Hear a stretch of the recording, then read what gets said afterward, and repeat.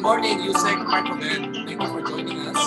Iya is joining us all the way from Barcelona. Hi. We have a little bit of a chica moment.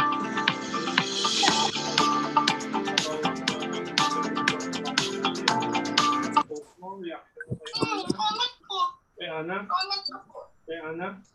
Hindi po, yung kay Clarita Carlos. Yung mga sinabi ni Clarita Carlos.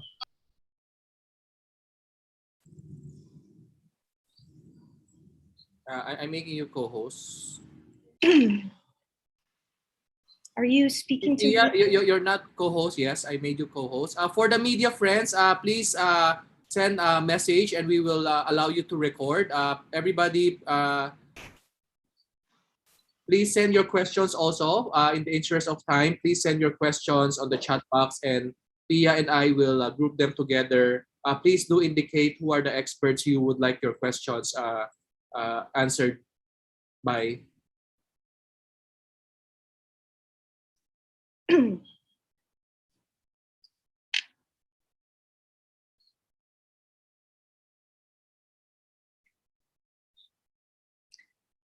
So, Austin, I can admit. Yes, you may, Pia. All right.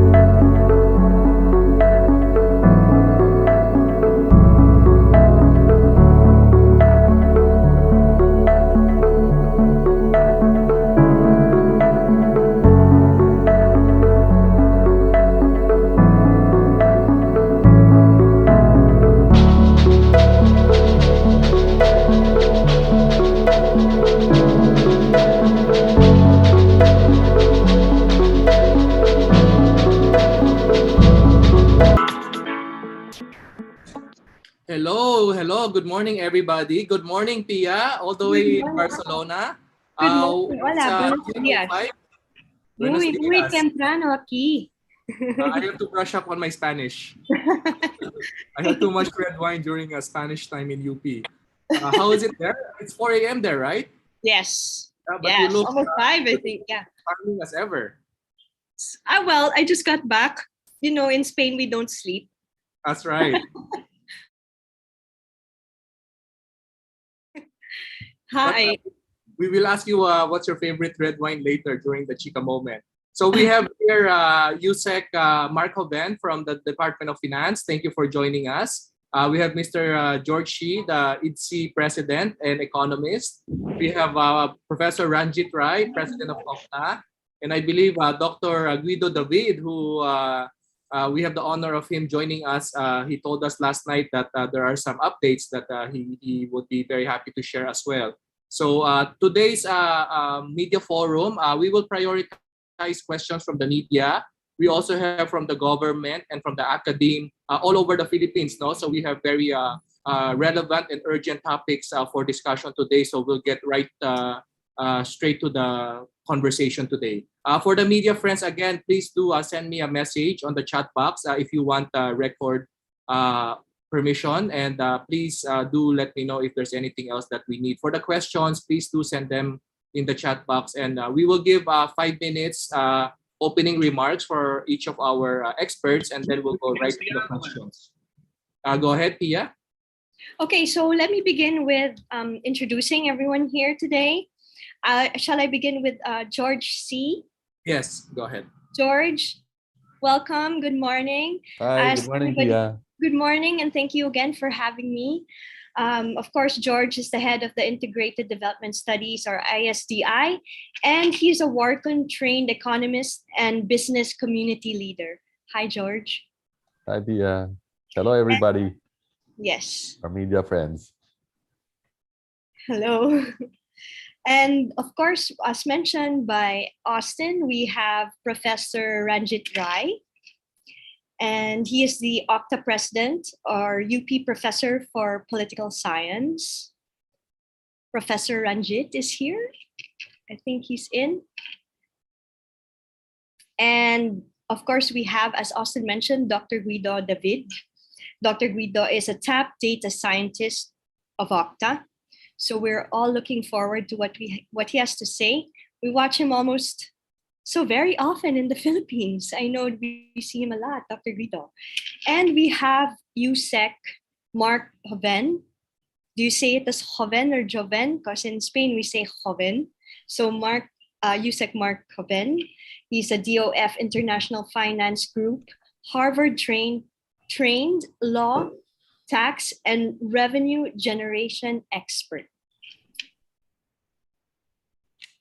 Good morning again, everyone. And I'd like to give the floor to Mr. George C. Yes, we'd like to welcome everybody again. Today we have an interesting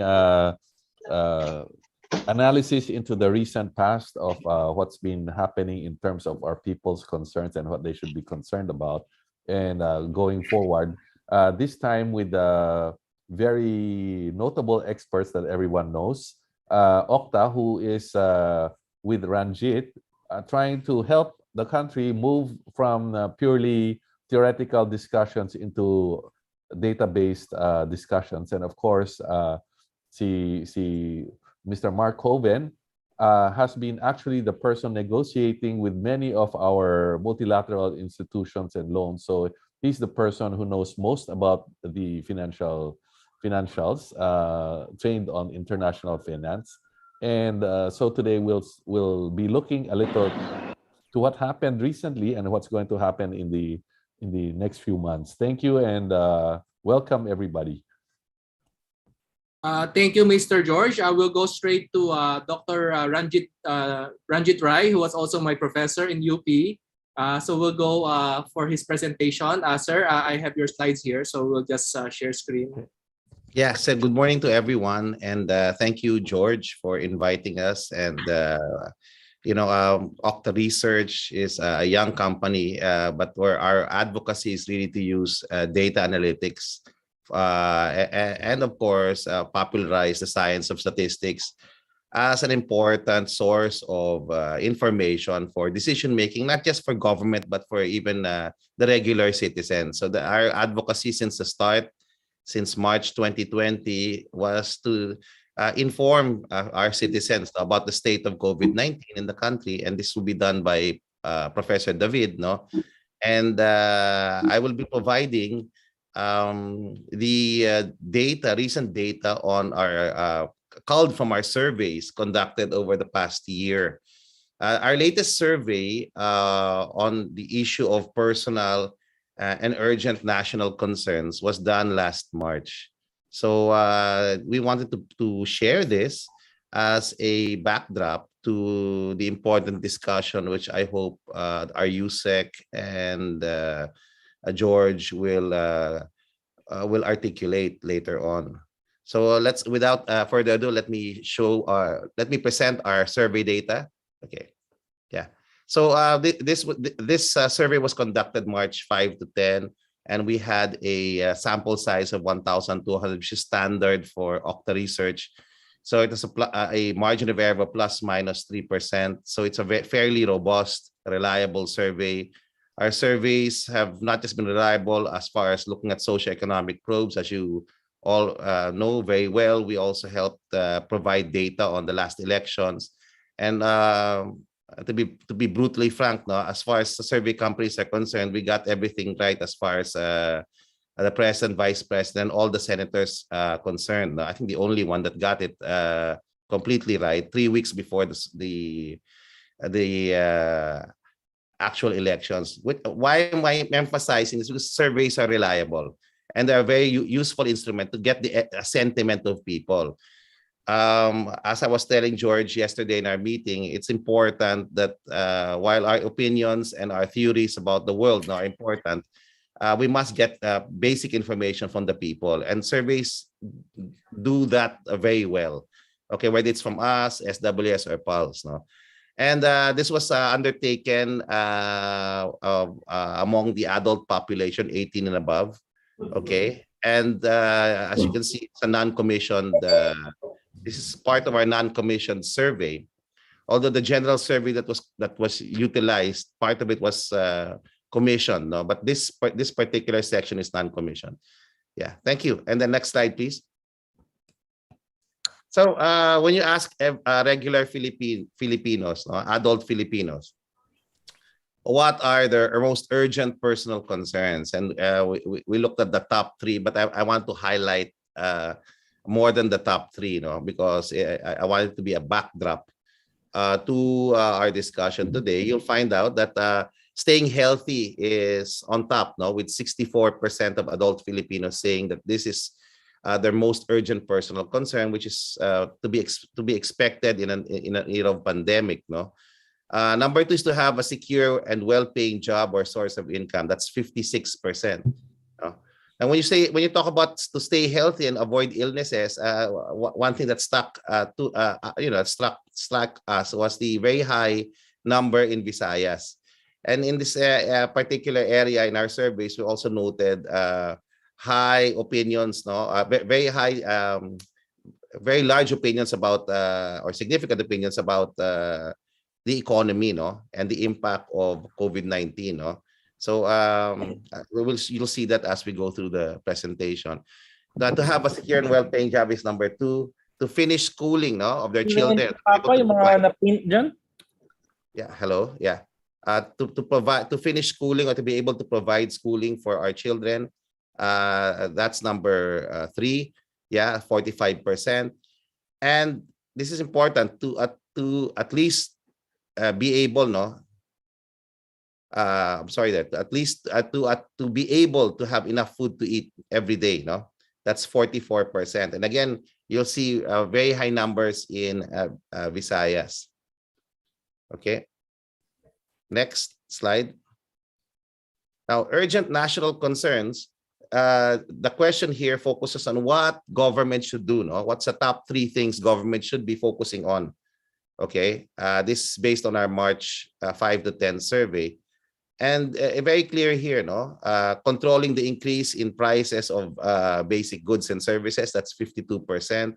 A significant number of our countrymen or adult Filipinos in respondents, no, in NCR are seen here. 63% of NCR saw this as a top concern. Overall, it's a top concern for adult Filipinos at 52%. Improving, increasing wages or salaries, no? Okay, is another at 43%. And then the third is access to affordable food like rice, vegetables, and meat. That's 41%. Okay, and you'll notice again when it comes to access to food, this is a very big issue in. It's an issue all across the board, but you're seeing a larger number in Visayas at 48%. I also included, no, although the question just focused on the top three, I also focused on creating jobs. It's not so far. We're at 30%. This is 30% of adult Filipinos are saying this is an urgent national concern, meaning that it's an important issue that the administration or government has to deal with. Okay, and since we're transitioning, and this is the first quarter survey, it's likely to be the same sentiment for the incoming administration. Reducing the poverty of many Filipinos is another issue at 20%. And the rest you can see here are urgent national concerns expressed by adult Filipinos. Again, the top three are inflation, improving or increasing salaries, okay? Access to food is a key issue, creating jobs and reducing poverty. I'll show the other concerns just to give context, no, to this question. And so yeah, reducing the amount of taxes paid by Filipinos is an issue at 9%.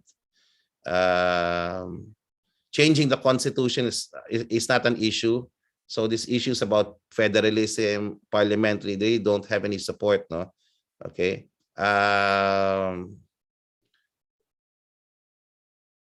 You know, and these are some of the issues that are important, but not as important as the top four issues or five issues I presented earlier. So next slide, we show the trends. So we've been doing this since January 2001. And you'll notice that, okay. So you'll notice an upward trend, no? With issues related to inflation, controlling the increase in the prices of goods and services. You also note, no? Yeah. Okay, this is the trend for a year now, okay? More than a year. Looking at all the surveys from January 2021 to our latest, 2022. While the top three or the top concerns remain the same, more or less over the whole year, I think there's an upward trend with regards to food, access to food. There's an upward trend with regards to controlling prices of basic goods and services. This is the last slide.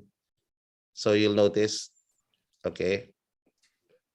By and large, these are all very important issues articulated by our countrymen, no? But what is on an upward trend is really controlling the prices of goods and services, access to affordable food, like access to affordable food and creating jobs.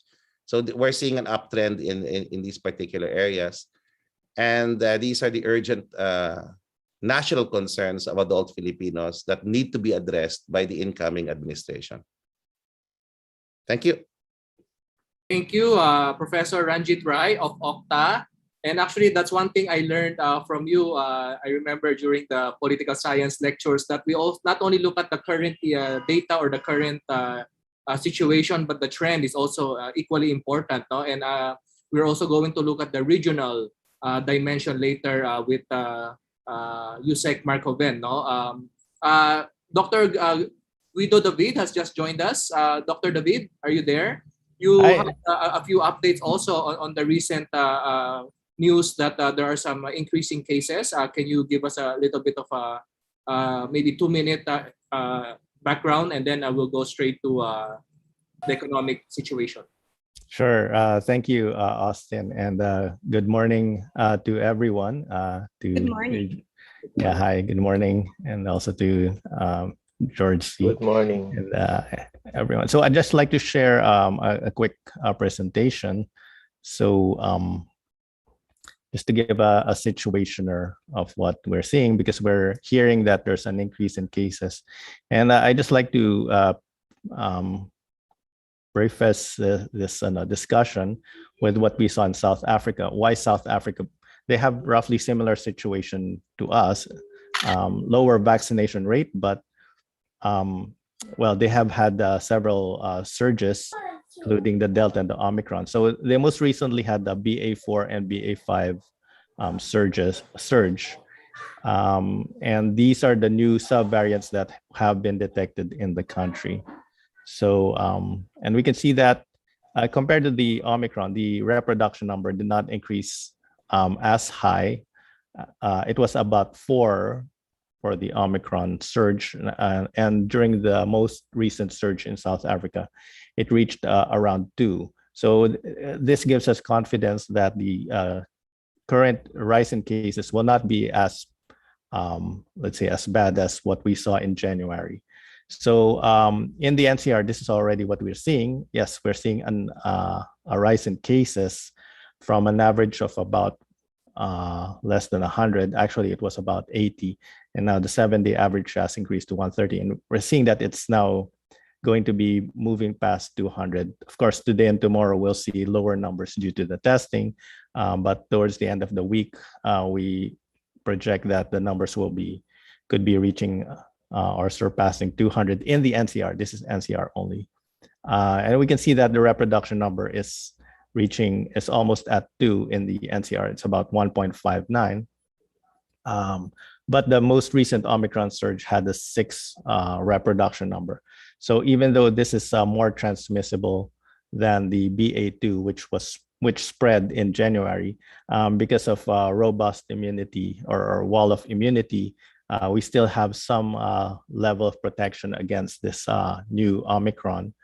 But it's going to be breaking through some of the protection, and that's why there's going to be a rise in cases. So this was actually a projection I made back in May during a no-go negosyo meeting, and initially we're projecting cases to be reaching about 200 to maybe 300, and this is where we are now. This is already updated with the new cases almost at 200, as we mentioned. We're projecting that by the end of June, it will be around 400 to 500 cases per day. This in itself is not alarming. Of course, we have to remind people, the public, to practice health protocols, especially those who are in the vulnerable sector. So I'm going to stop there. And if there are any questions, I'll be happy to take them. Thank you. Thank you, everyone. Thank you, Professor. I'm sorry, Thank you. Thank you. Yeah, thank you, Pia. Well, one of the things I learned actually preparing for this webinar is that the country's recovery and development is really based on the interface of managing the COVID, which has become an endemic part of our life, as well as the economic situation, the rising oil and food prices. We are just part of a global community. So we're going to see some data on the economic front, economic updates from Department of Finance Undersecretary Mark Hoven, who is also leading us on our negotiations with our foreign partners. So Undersecretary Mark Hoven, are you ready? Yes. Can you show my slides? Yeah, I'm going to share your slide now. Okay. Next slide. So basically, if you go by the Philippines GDP growth performance, prior to the Duterte administration, we can see that versus regional peers, which are the ASEAN 5 countries, basically we've been growing in lockstep with them, with the ASEAN 5 economies, except that while we outperform the other economies, we outperform the average during the Pinoy administration. We can characterize the outperformance to be narrow, shallow, and hollow. So narrow in the sense that capital formation is only concentrated in a few industries and regions. So it's not nationwide. It's not as broad as we want it to be. Shallow in the sense that very little domestic value is added to industrial products, and therefore basically it limits the growth potential.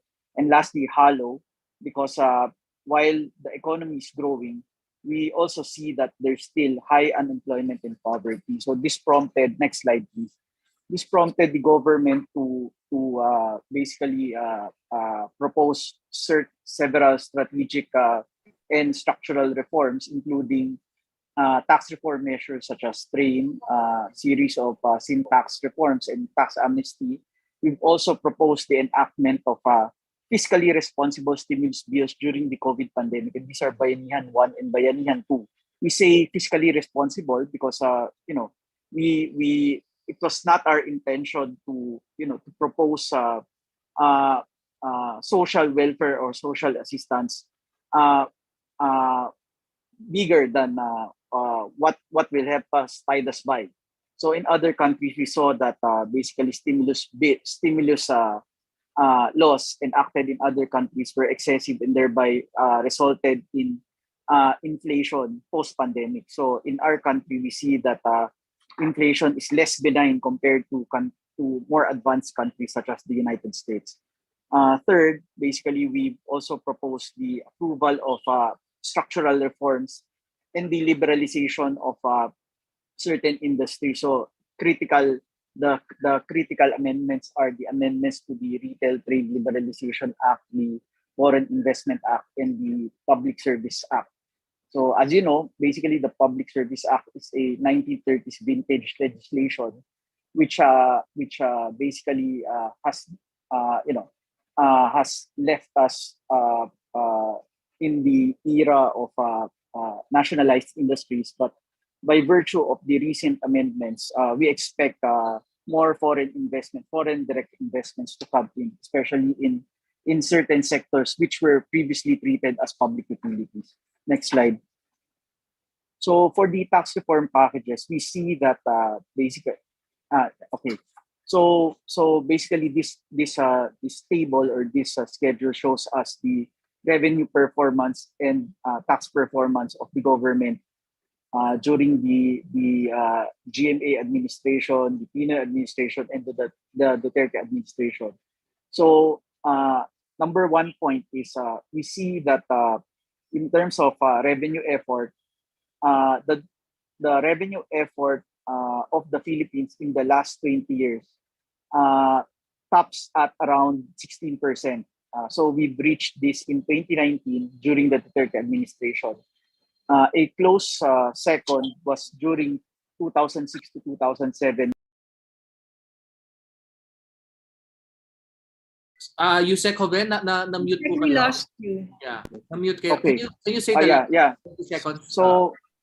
So we see that in terms of revenue effort or revenue versus GDP, we see that basically we've reached peak revenue effort in 2019. So but this is not the most telling point here. The more important point here is tax effort. So we see that during the Duterte administration, tax effort has increased significantly in 2019, and even during the pandemic years 2020 and 2021, we see that revenue effort did not fall significantly compared to earlier economic or financial crisis like the Asian financial crisis and the subprime crisis.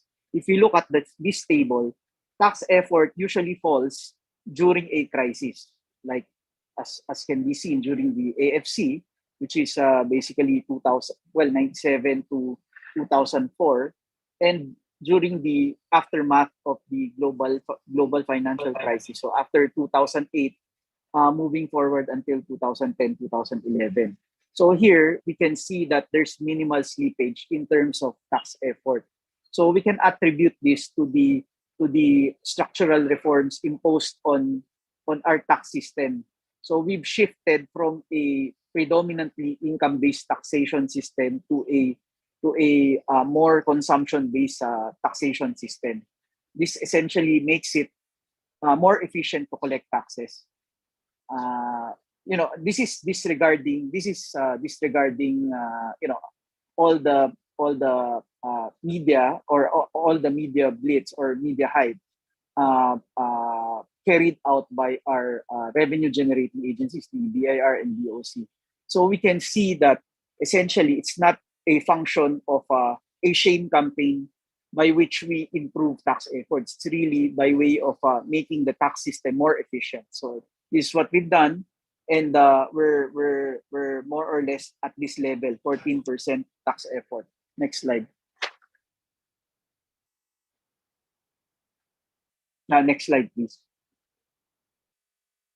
Okay, so we can see that basically, well, this just reiterates the point that both tax effort and revenue effort climbed during the Duterte administration with very little slippage during the pandemic. So we hope to continue these improvements post Duterte administration, because most of the reforms are structural in nature and long term.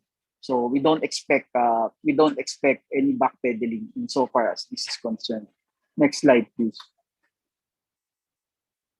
Okay, so now infrastructure spending. So we see that prior to the Duterte administration, infrastructure spending was at a low of around 3% over the long run, over the last 20 years. But during the Duterte administration, we managed to ratchet it up to around 5% of GDP.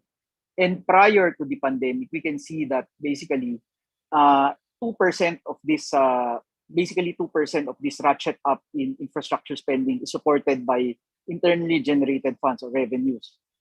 That's why we maintain a deficit of around 3% of GDP. But with the COVID pandemic, we see that there's a drastic increase in pandemic-related expenditures while we still maintain the 5% infrastructure spending. So this resulted in an increase in the deficit to around 7 to 8%. So hopefully, moving forward with the normalization of revenues, number one, number two, with the steady growth, with the expected steady growth of the Philippine economy, we see that the deficit will go back to normal. So basically, we go back from the pandemic 8% to around lower than 5%. Our ideal here is to reach deficit at around deficit of, to GDP of around 3 to 5% post pandemic. So this will make us this will effectively help us resolve the higher debt levels that we have. So next slide, please.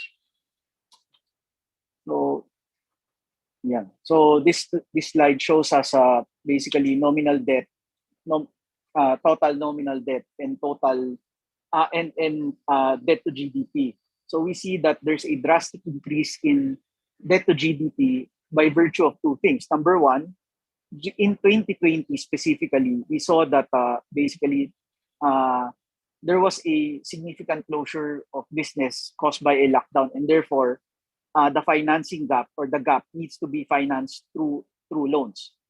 So I think that's a necessary evil. But how do we mitigate this necessary evil? Essentially, we localize our borrowing. So we've managed to minimize foreign borrowing to around 25 to 30% of total gross borrowing per year. What does this mean? This means that even if the peso depreciates in the way it did during the Asian financial crisis, we will not see a significant worsening of the debt stock, because foreign debt comprises, I think, 30% or less than 30% of total debt stock. So even with a depreciation, we minimize that risk. Number two, basically we try to maintain nominal external debt at the level of lower than GIR, gross international reserve. So essentially, we stabilize our economy by ensuring that the total GIR is bigger than the total external debt, including both private and public external debt. Next slide. Next slide. Yeah. So this basically shows us the average GDP growth in all the major ASEAN economies versus the Philippines. We see that in 2020, because of the more draconian lockdown that we've experienced, there's a significant drop in the performance of the Philippine economy. But in 2021 and 2022, I think we can see that there's a there's a better than average improvement in GDP growth insofar as the Philippine economy is concerned. So now the key is how do you maintain this growth in the future, in the next 5 to 10 years. Next slide, please. Okay, so basically, as explained by Professor David earlier, better vaccination creates this wall of protection and therefore prevents us from sliding back to a situation similar to January 2022.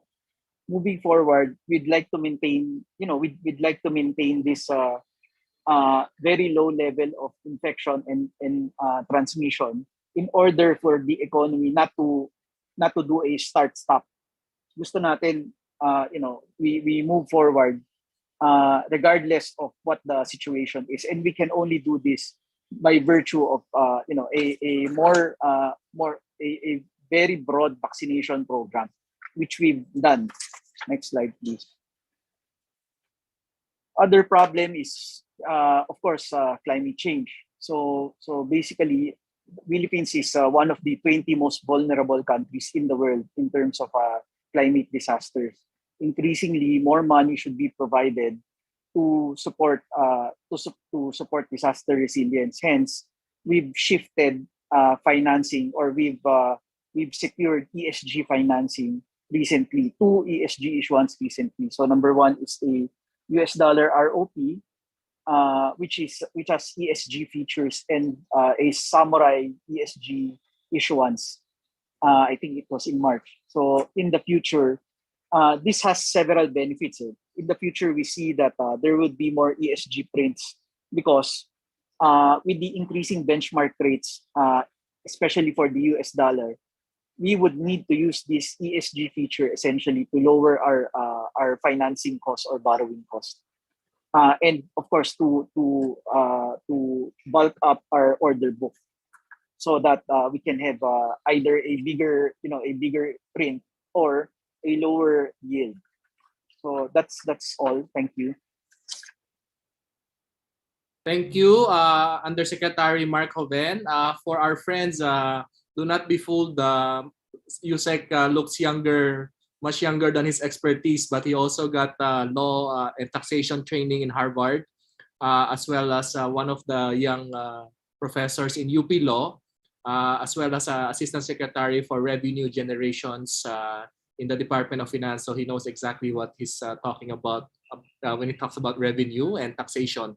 Up next is the president of IDSI, who is also the Wharton-trained economist and a business community leader. He leads several businesses in the industry. So he'll give us a bit of a background on how is all of this affecting the businessman and our investment climate. No, Mr. George, you're on the spotlight. Yes, thank you, Austin. Thank you, Mark. Yeah, just to give a little background, the years under the Duterte administration, while there have been criticisms, some people are saying that little was achieved. Actually, a lot of fundamentals were achieved as a base platform. So most fundamentally, we had a good base in finance and currency that allowed us to be spending on this on the infrastructures, and these infrastructures have been very useful as enablers were accomplished. These enablers included infrastructure in physical roads and bridges, in digital, in the area of digital, in payment systems, and airports and ports, which allowed us to significantly and very quickly grow in areas of e-commerce, tourism, and so forth. The introduction of roads and bridges in this Build program had allowed a lot of areas to develop, unlike before, which used to be always in the Metro Manila or urban areas only. But in this case, in the last few years, I think everyone who travels will know it's all over the country. Everybody's property values went up. Everywhere there are malls and residences, residential housing being built. So that has created a very dynamic dynamic economic development that the foreign enterprises have been able to appreciate, and they could see that also not just with domestic enterprises but with a substantial foreign direct investments that came around, primarily a large portion of which came from China, both expenditures in tourism and other matters, as well as investments, and then joined in also by the US, Europe, and including Singapore, Hong Kong, and these, because there tends to be a cluster effect. And that optimism still is in the background today, even though there are issues of this inflation and the pandemic. Everybody sees that the fundamentals of the country in terms of demographics and ability to spend are good, and expected to be among the top performers in the world, assuming certain things don't happen. No? The good thing that we can look at now is that not only the administration supporters, but the incoming administration supporters, but even the international committee has come to the view generally, and we can see that in the New York Times, in Bloomberg, and elsewhere, that there's an appreciation for the good financial and trade and industry team and other fundamental, the more basic themes that are needed to manage the economy. Of course, there are also the tax reforms that put us on sound financial footing. And there's now, lately, the liberalization of investments. So all these are factors that are, for us, going to be favorable. And that's seen by all the local investors. All the major conglomerates locally have major programs that they're going to continue, resume, that was slightly slowed down during the pandemic. The foreign investors, those that declared that they were going to withdraw because of political instability, are swept away by all these others that are indicating their interest to coming in. Now, the factors that we have to look at would be, given these areas also of uncertainty with the inflation and the potential geopolitical issues, we have to look at the political will, and not just the political will for taxation and where we're going to spend the money, but where we're going to allocate the funds, because this is going to determine what kind of returns we're going to get. It's a question of allocation, the team that will allocate these, and also the teams that will execute these. So this is what we have to look at next, and we have to help each other in that. We can see in the execution that the ARTA has been effective in many areas, not in all areas, which is the anti-red tape, and we expect that to continue. In any case, for entrepreneurs, we have to see entrepreneurs and the business community. We don't really look for all the factors to be in place. This is what happens, maybe what a manager does, or an analytical team will look for all the factors needed. They have to look at all the factors. That's part of the profession. But the entrepreneur or the enterprise is always used to just looking at key fundamental factors, and not all of them have to be favorable. You assume that you're an enterprise because you will solve issues along the way. So given this situation currently,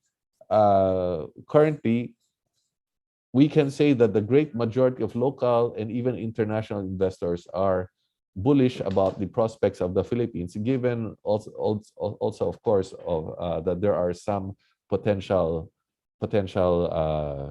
issues that may come up. Thank you, Austin. Thank you, Mr. George. So now we have already a list of questions here from the media. Pia, my beautiful co-host who's enjoying Barcelona right now, has collected the questions. We'll go straight to media questions first, and then from academe and researchers as well. No? Go ahead. Yeah. Okay.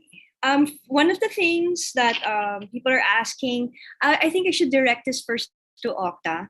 Well, citing my own personal experience here and abroad, it seems people are more cautious in the Philippines. I don't know if I'm right or wrong, but that's what we get complimented for, that we're always so vigilantly using our masks, right? Wala na ngang face shields, but we're always using our masks.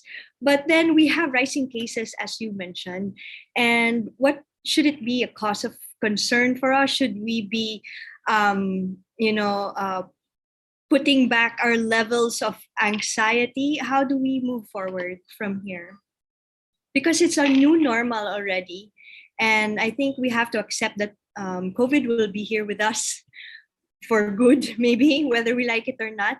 So moving forward, how should we handle this situation now? Maybe I'll start, Professor David. No, I think that you're right. When you look at the survey data, which we also released about a month ago, when adult Filipinos were asked how long will they wear a mask, even when the government is determined there's no more COVID, majority would still wear a mask 6 months after, and about a quarter would continue to wear it for a year. Yes, I think there is a collective. I don't know if it's Asian. I don't know if it's because of the trauma of COVID. No, but Filipinos would continue to wear masks even after the government has determined the outbreak or the pandemic is over. I think fundamental to answering your question is looking at institutions. Institutions matter, whether as Undersecretary Hover has pointed out. Laws are only as good as if they are implemented, and it's true. Many of the laws for economic reform, future economic growth, have already been laid out by this administration. But again, moving forward, we have to deal with the pandemic if we want to really restart this economy. And key to that is strengthening the public health system, looking at barangay health, improving and strengthening barangay health. We've seen that much of the inroads to success was really at the local government level. And if we strengthen that institution, we will be able to manage this pandemic. No, I mean, we believe it's in the decline globally. We believe that this variant is possibly the major reason why we are managing well, not necessarily government intervention alone. It's the variant. No, Omicron in particular globally is a more manageable variant than the ones we had last year, like Delta or the South Africa, or the UK variant. So it's very important to understand that while we are in a period of relative calm, it's because the variant we're dealing with is quite manageable. And probably in Spain, there's no more masking there. Okay. Yeah. So again, we also have to look at how we can rethink our response. But I believe we're still in the midst of a pandemic, and managing that pandemic will be key to reopening this economy and sustaining whatever growth we've achieved in the first quarter. Again, of course, with the focus should be on strengthening institutions, whether they be new laws better implemented, or strengthening institutions like the BIR and customs, improving collections.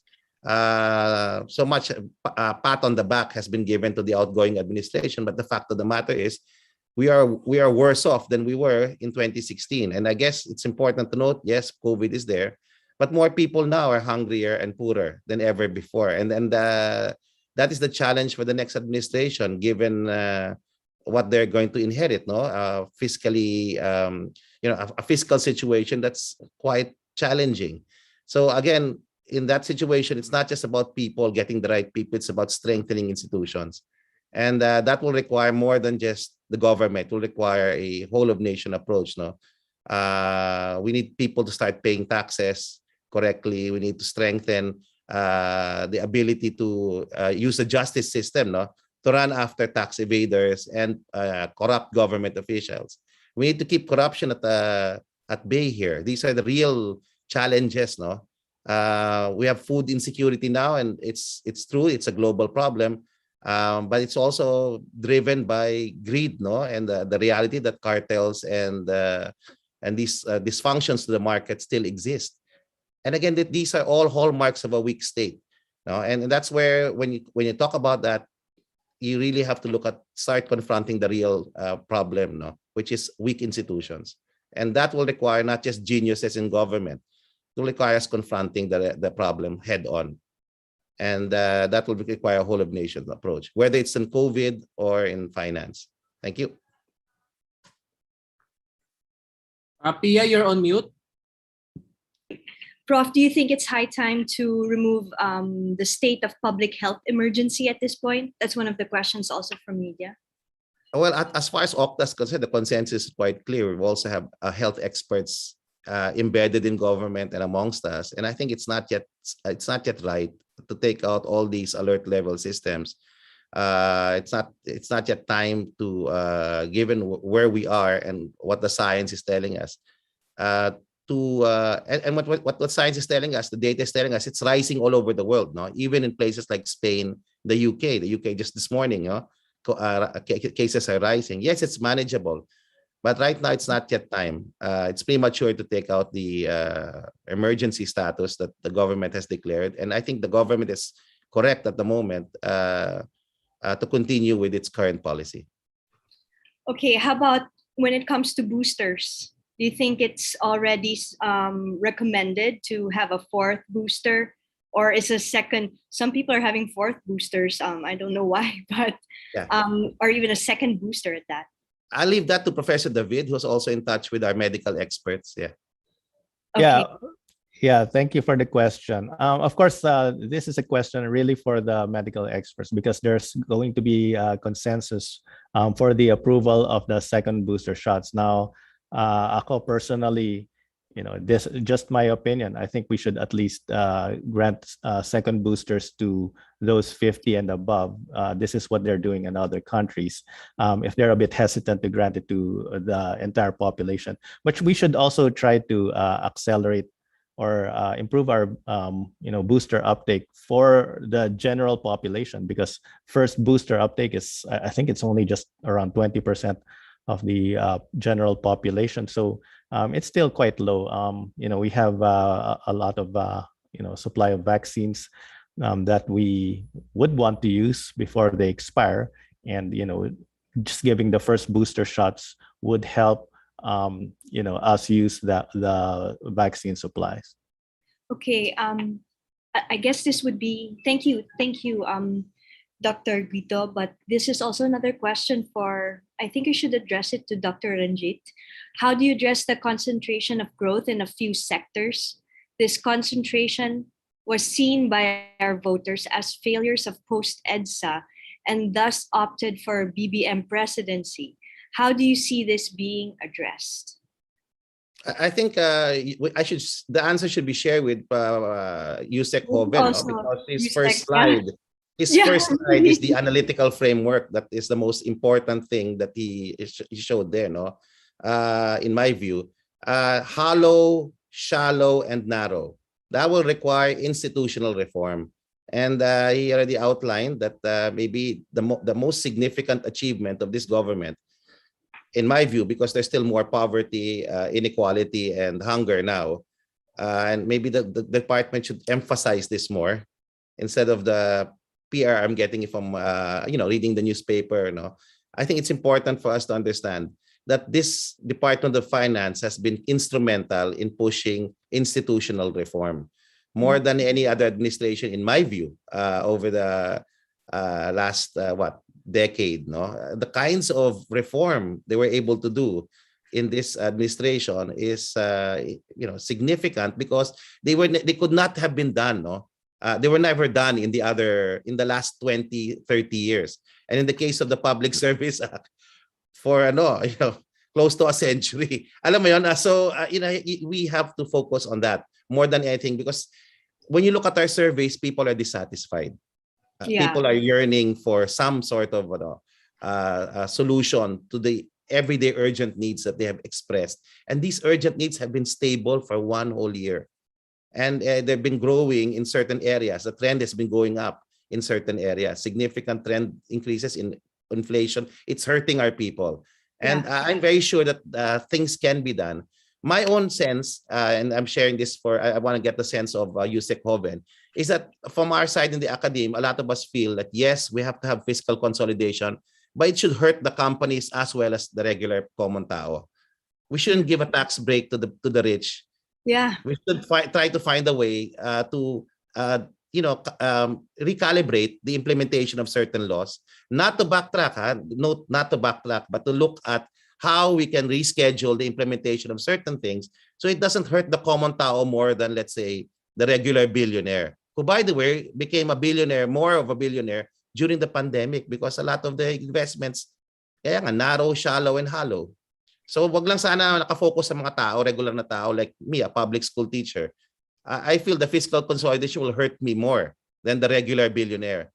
Now, okay lang sa akin to sacrifice for my country, but everybody should sacrifice. Okay, and I think that's the message for those who are faceless and voiceless, who can't articulate, no? Sana naman patas naman tayo lahat magsakripisyo. So yun lang, reschedule lang ng konti sa yung mga bago nating mga batas that gives basically a tax break to the rich. And that's my position. I think there's a question thrown at you, I agree with you, actually. George wants to also make an input on the enterprises viewpoint. Yes, I agree totally. I think the business community agrees totally with the view that there should be a sharing of the responsibilities that will help our country. However, I have the view that the institutional and other weaknesses, strengths and weaknesses are reflective not only of the political structure or the policies, but very much due to cultural. Very often we don't want to face this issue because in many cases, while the institutional, at least periodically, are being addressed or not addressed, the cultural factor of the mass population comes in. So if we look at, for instance, there needs to be an integration of analysis and execution. There's a tendency for us to make decisions based on politics. So even if it's an economic matter or financial matter, like the payment of international debt, why we should continue to allocate them to certain types of banking activities that we condemn in other situations, like paying off debt on corrupt deals and so on, or not continuing infrastructure programs because they were built by a previous administration. Though these things are political, but they are manifestation of the culture of looking at politics and wanting to be purist. So meanwhile, when there is enabling, let's say there are agricultural programs that take place, does agricultural productivity go up when financing takes place and the income is increased? Because based on the ground, what we are seeing is that when there's an increase in income, people immediately use it for consumption rather than investment. So that includes the money that is spent more on when they used to say that there's not money for schooling, but actually they're spending billions, tens of billions a year on texting and these types of things. And of course, now currently, if we do our survey, people have access to internet, which is vastly improved in the last 4 or 5 years. The coverage is more than doubled and the speed has more than doubled. But we know that the Philippines is the highest use of internet for social media. We're using approximately between 9 to 11 hours a day. And then half of that is on Facebook. So it's not being used for learning or for infrastructure. And we have to look at also, let's say, agriculture, the policy of agrarian reform. We're doing it because it's political. But currently, by this stage of agrarian reform, when it first came out, families were limited to 5 hectares. And because of the generation, it's been 30 years ago, currently they own about 1 hectare because it's been divided between the children. And now it's at the next stage where they're about to divide further because we are in development. And so we understand, we see what's happening. So at this next stage, the farms will be divided into 2,000 meters. And even though the law says that there should be no more, the DAR program is no longer in effect because it's expired already more than 10 years ago. Nevertheless, by law or by administration, the DAR insists that they will have to approve every conversion. So if they have, not that we should indiscriminately convert land, but that they should be the ones to decide, even if the National Land Use Plan already gives that role to the CLUP. No, it's already including the Office of the President, the NEDA, Department of Finance, and so on, Department of Agriculture. But in the end, the DAR still makes the decision. And so these things about how people spend their time, if we look at this attempt to control corruption, and then the cancellation of projects of Roro because of politics. Because even if we look at that, there's this suspicion that was raised before that there was some kind of price issues, that prices are 30-40% higher than they should be because these expenditures were postponed. Today, the same projects cost 2 to 3 times as much because the cost of materials and the cost of at that time it was a worldwide recession, and now it's a worldwide boom in infrastructure. Or in India is trying to develop their infrastructure, China is developing their infrastructure, the US is developing their infrastructure. So although politically or maybe even factually some of the criteria they used in making those decisions to cancel those projects might have been valid, but if you look at the larger picture of things, if you were an entrepreneur, you know that it's something you have to just ride with sometimes and then just move on forward. And this is a way of deciding that we have to look at. In the agriculture, for instance, this 2,000, not only are the farms going to be broken down to about 2,000 meters each in land reform, the people are not paying their debt, no, in the farms. So there has to be a system to be able to collect these debts. And also the children are no longer wanting to become farmers. The average age of the farmer is now 65 years old, and the children don't want to be farmers. So why are we still talking about this land reform that has shown already it did not yield, after 30-40 years, it did not yield the results that were desired. Can I comment about that, George? Yes. It's the same thing in Spain. In the outskirts, we have a lot of farmers. They're very old, and the children don't want to be involved in business anymore. So I think it's something we also share, right? Because maybe we need to modernize, or they're not interested. Maybe we have to integrate them back into consolidation, into industrial-based farming. Right. I understand that. I think that the technology that young people can provide to bridge with the older generation is something that would help them as well in terms of a business that has been theirs for so many generations. It's the same thing here in the Philippines too. Pia, we will take a short commercial break. Our trademark, we're going to do a short poll while we have the most audience right now. Just a fun poll, no? Of course, this is all anonymous. We won't see your identity on your answers, no? So the first launch for the poll, we'll do 1 minute poll. How normal has your life returned to compared to pre-pandemic today? This includes going out to the restaurants, going to the movies. I went to the cinema last week, my first time. Yeah, same. It feels surreal, It's already been 3 years. So it looks like majority, 75% has gone back to normal. Doctor, did you have a date when you went to the movie? So that's 50% or 75. I'm still getting back to the flow. I will need some advice from Miss Pia here. I knew it. You were going to point at me. I think COVID also affected my dating average. I also want to protect the ladies, of course. Let's make it 100% very soon, Austin. We will party in Barcelona. So it looks like 63%. Dr. David and Professor Ranjit Rai will share the data with you as well. Maybe this is another Okta research. I thought you used to say that you had to be protected against the ladies.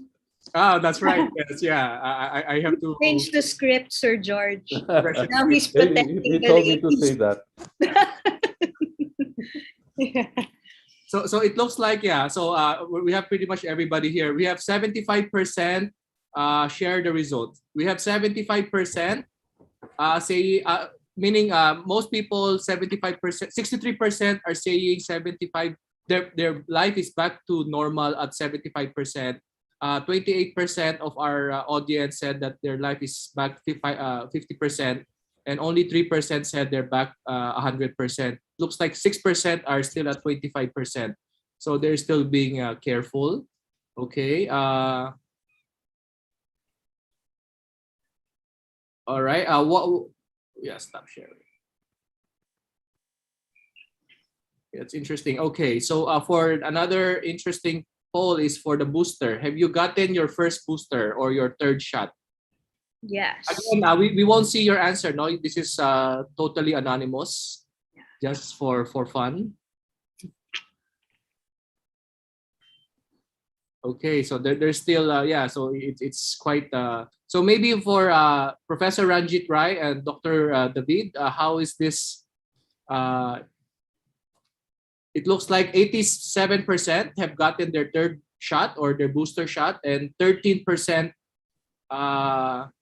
13% does not yet have their third shot.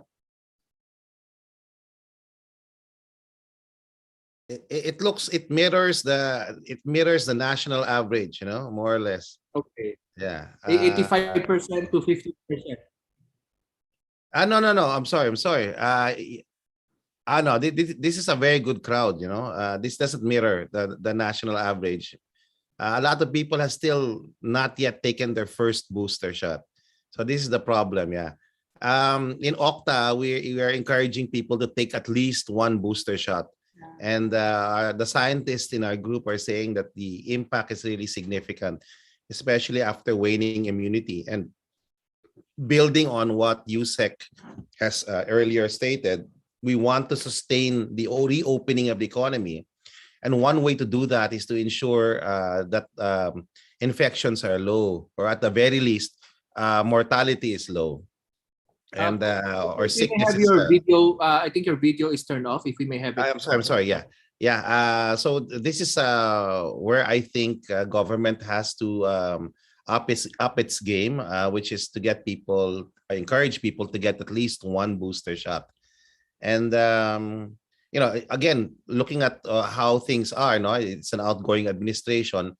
The incoming administration should ensure that whatever they procure, these boosters and vaccines cost a lot of money, and in the end we pay for it, that as much as possible there should be less wastage. In July, a significant amount of our AstraZenecas will become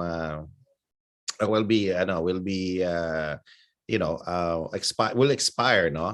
I am told that there will be a way to exchange it with a very nominal price, for new boosters. But again, boosting is the most important thing. If we are in vaccination, if we're going to insulate the country, build that wall of immunity to sustain the reopening of the economy. You saw it over the summer, over the election period. A lot of you, I'm sure, went to Boracay and Palawan, and you enjoyed, safely. I guess this is the pathway that we should ensure that is always not just open but robust, vaccination and boosting. And I think that's the way forward. Okta Research was the first organization to talk about vaccinating cities before vaccinating the whole country in January of 2021. And that model, of targeting vaccination, I think really worked, because we were able to open up the economies in those areas fairly quickly. I think we can continue to do the same with the massive vaccines that we have been able to procure, and the supply issues have all gone. It's now an issue of, encouraging our countrymen to get themselves boosted. Thank you, Professor Ranjit. We have a lot of economic questions coming in now, and connection to the fuel prices and the food prices increase in connection to the Russia-Ukraine conflict. Mr. George, I think this question is addressed to you. How are we affected with the Russian-Ukraine conflict and the inflation?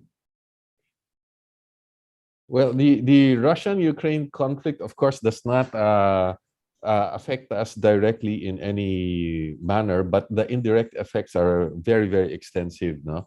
So for one, we are being asked to take, for one, the inflation in food and commodities is hitting us, not just us, but all over the world. Although we're not hit as badly as the countries that are directly bringing in relying on Ukraine or Russia for energy or for food. But for instance, our gasoline has moved up from within a few months, from maybe 2-3 months, from 50 pesos to nearly 90 pesos by today. No, so that's very substantial for wage earners. And the food also has gone up in many categories for more than 50%. And we are faced with a potential shortage because India, Vietnam, and so forth are talking about banning exports of various foodstuffs, including rice. So whereas wheat also, wheat has been gone on a worldwide shortage, and fertilizers is also affecting us because Ukraine and Russia are a very substantial percent of the world's fertilizer supply. And these are very much, to some extent, the Western media has portrayed this also as due to Russian aggression. But in actuality, of course, all Russia had been asking for, if we are going to look at it, is that they are guaranteed that the West does not put their weapons in Ukraine, or they enter into an alliance in which such weapons would be placed in a manner that might be of a threat to Russia. And that's all they were asking for, as well as the application of the Minsk Agreement, which is to honor the autonomy of the eastern regions, which instead of being honored, the Ukrainians had canceled the use of the Russian language of the 30% of their population, right? And so Russia has not blocked the exports. And in fact, it is due to the sanctions of the US that has sanctioned not only agriculture, minerals, and commodities. And Russia is very willing to give us oil and gas. And that's something maybe we should consider, because the EU continues to buy oil, Japan continues to buy, US continues to buy, India is buying a multiple of the amount. And why does the Philippines not buy this oil being sold at 25% less than market price? But that's really up to the government. What we are saying is that the inflation is very much so. One is because of the war has been affecting the logistics of everything. And then there is the sanctions, which is really US imposed on the rest of the world. There is also the quantitative easing of the US in response to the pandemic, which is a very big factor because they released something between $4 and $6 trillion for the pandemic, way more than's needed. So what happens here is they printed more money to pay for our goods, Chinese goods, Russian goods, European goods, and they bought all these items without producing anything more, because the US released this money. While they released it, they did not produce more goods. And in fact, 5 million American citizens decided that they had a good enough life that, and in protest, they didn't want to go back to work. So production actually went down. Whereas if we look at countries like China, the easing that they did, a lot of it went into infrastructure, which made them even more efficient than before, such that a lot of companies that came out and produced outside of China went back into China. So it's creating a production shortfall, a logistics shortfall, and an excess of cash. And this is, and also the U.S. policy is causing a drop in efficiency of worldwide production, because they're trying to turn the world into a buy two systems instead of one. So instead of integrating and making everything more efficient, they're dividing the world into different systems of economy. And so we have, this is a very important aspect, because this is not part of our fight. And we are being affected by the fight in Ukraine, and very possibly, not possibly, but very, I mean, definitely we are going to be brought into this fight with Taiwan. And we have to be very gentle and be very agile in the way we continue to deal with the two blocks, two superpower blocks, without getting caught in between, or least of all, becoming part of an actual front line like the Ukraine. Nothing was gained by it.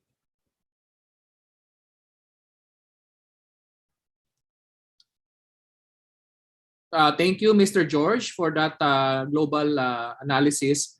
Professor Ranjit and Mr. George, this question came from our media friends as well. What do you look for? What are you look forward to in the first 100 days of President-elect Bongbong Marcos? Oh, Or what do you hope to see? Yeah, well, hopefully, no.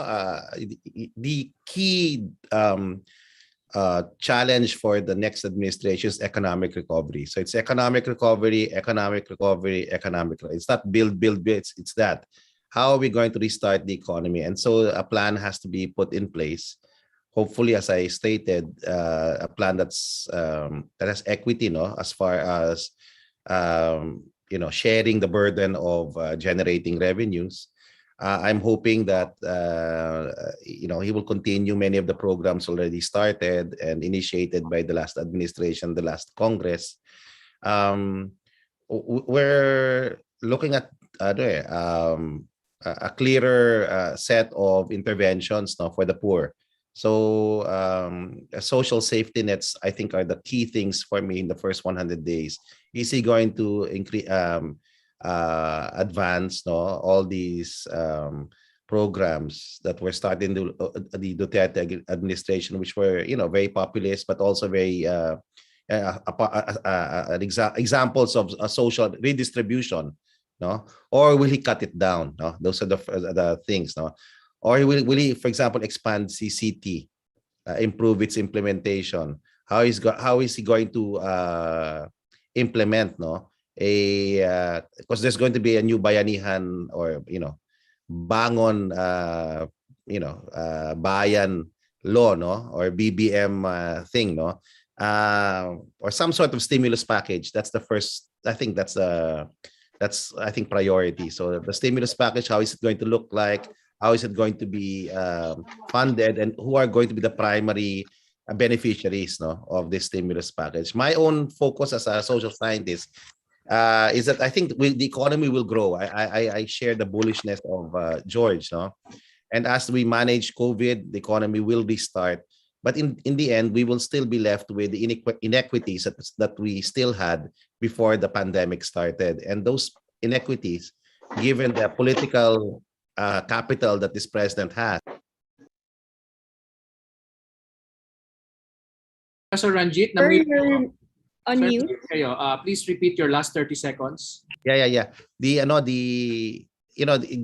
the incredible political capital of this new incoming administration, it's important, and of course the brand, the Marcos brand, and the burden of that brand, no, it's important. The important focus for the first 100 days is not just restarting the economy on a policy level, but focusing on the people.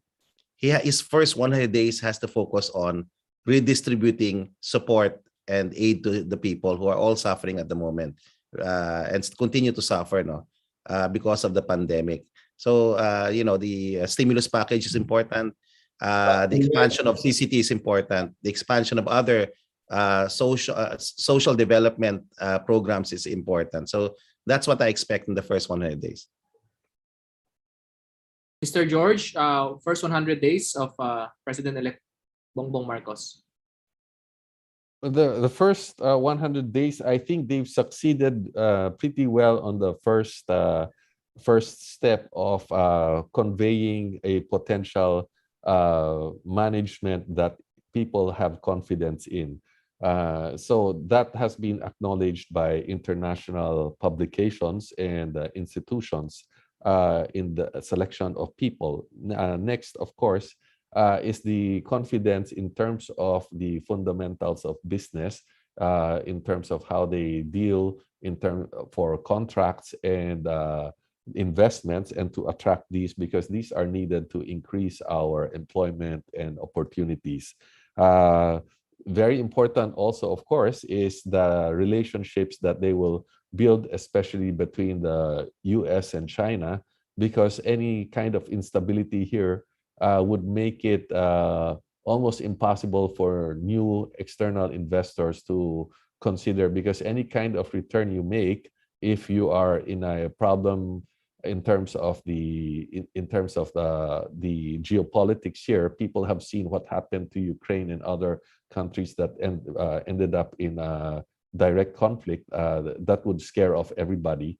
And from a business viewpoint, the control of inflation is very important, both for domestic people and for because of their consumption, especially the regular people, wage earners, has it has been it would affect their daily life very extensively, because an increase of 50% or so in terms of cost of living, even if it's temporary, is very telling on the people. We do have to note that the Duterte administration, in one of its major moves, had canceled the taxation of everyone getting below 20,000. So that was a direct gift, and maybe necessary gift to the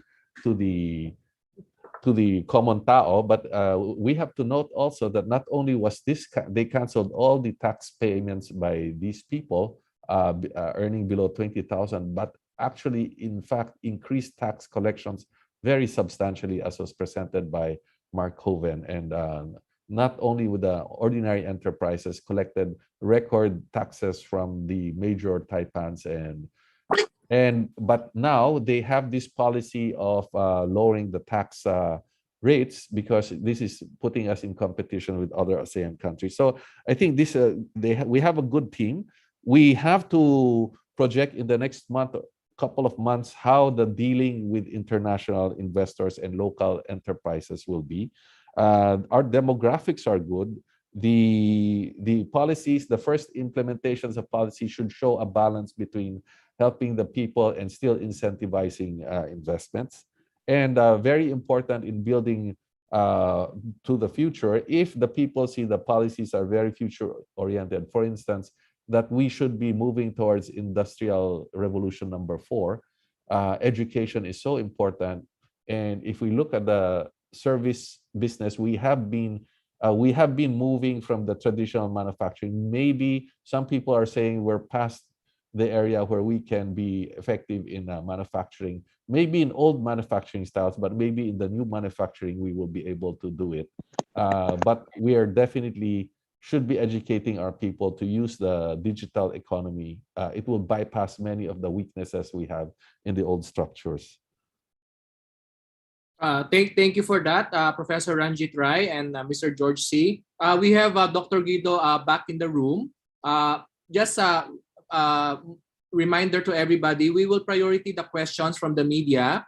We will have until maybe 11:30, 11:40, and then we will have some more personal discussion afterwards until lunch for those who want to stay. But for now, we'll priority the media. The next question is, what does this mean to the common tao, to the individual Filipinos, professors and Mr. George, about this inflation, and what can the individual Filipino do? No, what does this mean? The interest rates, the inflation. How can they prepare for the incoming?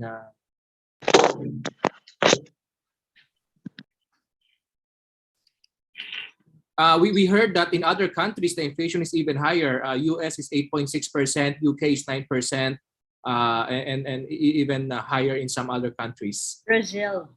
Brazil, yes, correct. Like 11.3%. How is it in Spain, Pia? The red wine prices. Sure. Red wine prices. The Riojas. Well, those things are expensive. Cigarettes are still expensive. Wine's expensive. But, we have tax for those things. So you can expect, the people expect that they're expensive. Yes. Mr. George, how can the Filipino prepare, or what can they do? Well, there are things that are currently in play. To some extent, those who are not coming back to work, many people are actually not coming back physically to work. And so they save on the gasoline expenses. But I think that the transport fees, we have to be practical, because a lot of the transport is not on the road now, because the taxi drivers, the jeepney drivers feel that they are losing money if the adjustments are not adjustments to prices are not commensurate to the adjustments in costs. Now that's a matter of policy that I or we cannot determine. It's up to the government policy. But in terms of the interest rates, in terms of rice, I think the government has declared or given the idea that they might decide to subsidize rice. Now there may be people who are against this subsidy to keep rice at 20 pesos. We'll see. There's really there's really no way to insulate against basic commodities. If wheat goes up, bread goes up, gasoline goes up. So we just have to find a way to lower our costs and to have alternative sources. For instance, in food, we just have to find, we can already start looking for ways to revive our agricultural sector. And some part of it will just have to be subsidized by government, or it's hard to say. It's hard to say at this point what if it's a worldwide matter. It's not because of a local blockage. Thank you. Another question from our DTI friends is on RCEP. How will these regional arrangements affect, given that we want to prioritize our local industry development, and then we have to comply or fulfill our regional obligations?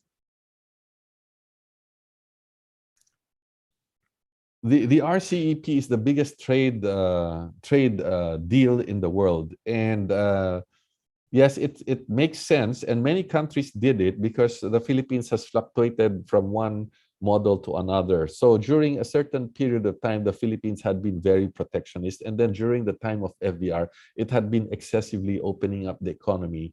And you know what? I used to negotiate trade together with the DTI for some with Japan and the US. And you know what happened when we said that with ASEAN that okay, you drop your tariffs by this much because we have already dropped ours. You know how they said? They said what you did before doesn't count. So in that attempt to look like you were liberalizing early, we lost our cards for negotiation. So we have to be smart negotiators. This RCEP, but on the other hand, also we have to understand the pipeline of industry, which very few of our people here understand. So, for instance, if we hurt a certain industry, let's say we could hurt the polyester industry, polyester manufacturing industry, but because we hurt it and took away its tariffs, we are able to enable the textile industry, or we hurt the textile industry, which today hardly exists already in the Philippines, so that we can enable the garments industry. So we have to look at things at a multi-industry level. It's not just a single level. So we need people who understand the interaction between industries throughout the whole pipeline. So this RCEP, now if we are not going to be able to become competitive over the last 10, 20, 30, 40 years in certain industry, then we should see what moves we are making to become more competitive in that industry. If we are not making any moves, or we cannot, then just give up the industry. Forget trying to protect that, because there's no way. So by letting one industry go, we may very well be building up another. And also, of course, we're talking about industries. There are some that are very clearly favorable for the Philippines. We really, this pandemic management is very important, because we can potentially become a very important tourist destination. Our beaches are better than those of our ASEAN, most of our ASEAN neighbors, and our people have just the right personality, and we have all these medical workers. So we have to make use of these, but we have to unblock those legal blocks or cultural blocks on certain things. For instance, in the medical profession, which we had studied before, there are liability issues that the Philippines does not cover, and the legal system does not cover this, and the insurance doesn't cover this. So this prevents us from being a major medical center. We have these major weaknesses that we can deal with from a legislative viewpoint. But we have great strengths. We have all these nurses, we have all these hospitable people, we have all these institutions and US educated doctors. So we have to unlock some of our abilities. That's one way.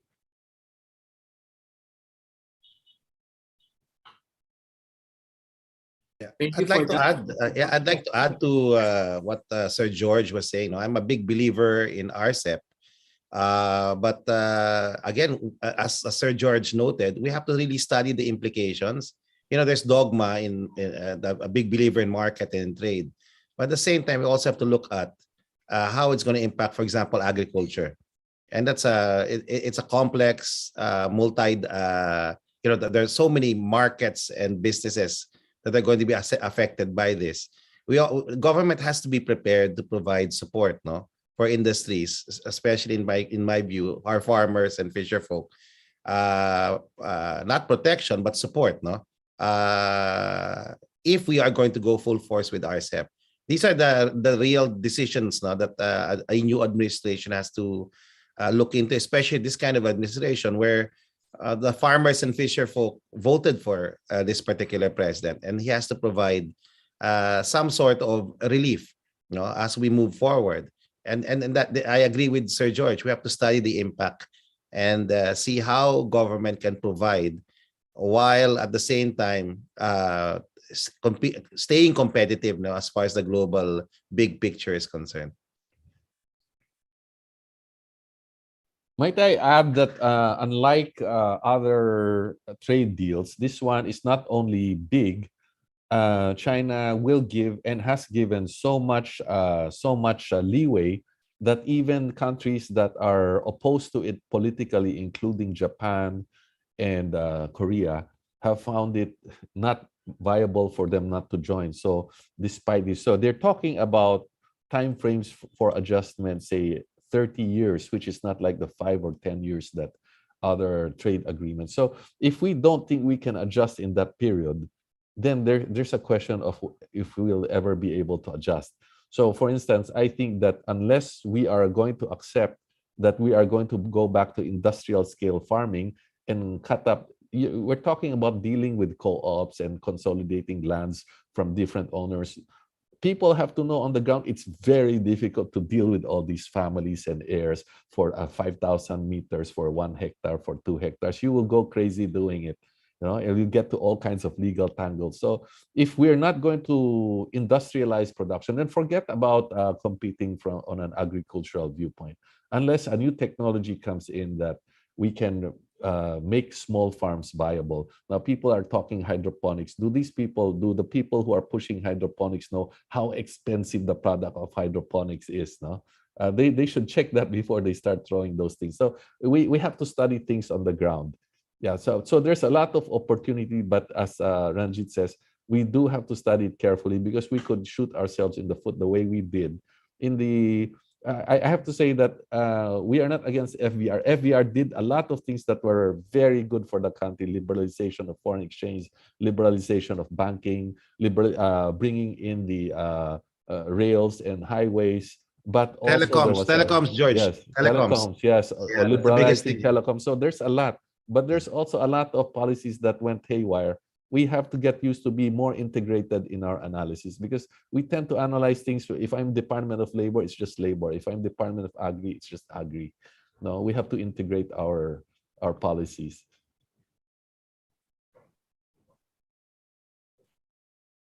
Thank you for that, Professor Ranjit and Mr. George. One more commercial break, and then we probably get one more questions and then closing statements. For those who have more questions, also for USEC Marco Ben, he shared his email with us. So please send your questions, and he had to run to another emergency meeting that was suddenly called. So please send us your questions, and this will be a fun poll. If you can travel in the near future, where will you go? Speaking of travel, one of our economic opportunities. If I may ask, is the travel already allowed to the Philippines fully? I know some countries have fully opened their travel. Professor Ranjit? It has, no? No more quarantine requirements. No more, yeah. Well, Octa was very instrumental in that. We were pushing for first increase in number of daily travelers, then later on a reduction in the quarantine to full reduction of quarantine rules and regulations. We understood that this was very important to jumpstarting the economy and even helping certain companies like PAL, for example, which had some continues to have challenges. So there, as far as I know, we're as open as we can, no, given the pandemic, and which is good. So just sharing the result now.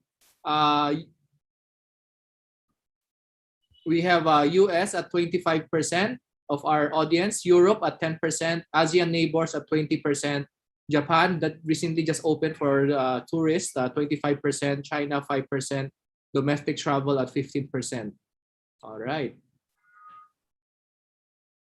Okay, Pia, questions from the media?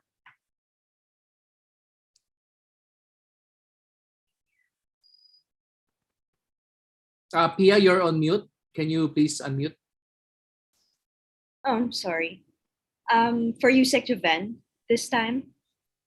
Wala na si Yusek Joven. Wala na siya. But if it's an economic or Kasi maybe we can pass it on to him na lang so that he knows later on. Maybe, or I think his email is here. Yes, we'll email it to him. Yes.